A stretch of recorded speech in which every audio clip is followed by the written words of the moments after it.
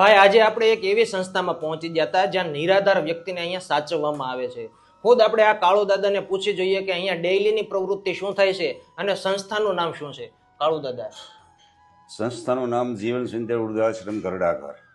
આ સંસ્થાનો હેતુ નિરાધાર લોકોને આશરો આપવાનો છે. રોટલો અને ઓટલો અહીંયા કોઈ પણ ચાર્જ લેવામાં આવતો નથી.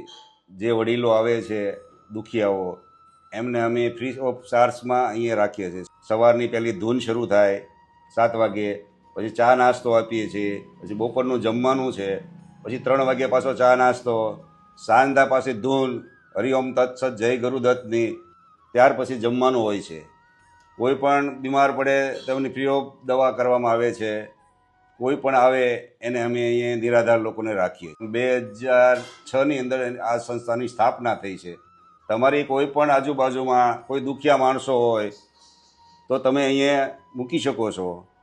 અમે અહીંયા દરેક અમારા મા બાપ છે એ રીતે રાખીએ છીએ. અમારી વિશેષ અમારે એની ઉપર ધ્યાન આપવાનું હોય છે. એટલે અહીંયા આવે છે એ લોકોને અમે પ્રેમથી જમાડીએ છીએ. ઘર કરતાં વિશેષ જમાડીએ છીએ, શુદ્ધ જમાડીએ છીએ.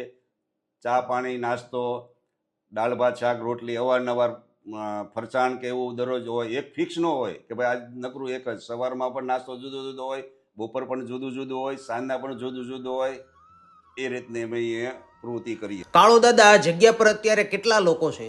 અત્યારે 15 જણા છે. તો ભાઈ તમારા કુટુંબમાં કોઈ પણ વ્યક્તિને ત્યાં છોકરા કે છોકરીનો જન્મ થયો હોય અથવા તો મરણતિથિ નજીક આવતી હોય કે પછી કોઈ અન્ય કારણોસર શુભ અશુભ પ્રસંગો ઉપર નિરાધાર વ્યક્તિને એક ટાઈમ જમાડવા માંગતા હોય અથવા તો દાન પૂન કરવા માંગતા હોય ને, તો ડિસ્પ્લે ઉપર આપેલ નંબરમાં કોન્ટેક્ટ કરજો અથવા આ જગ્યા પર રૂબરૂ વિઝિટ કરજો.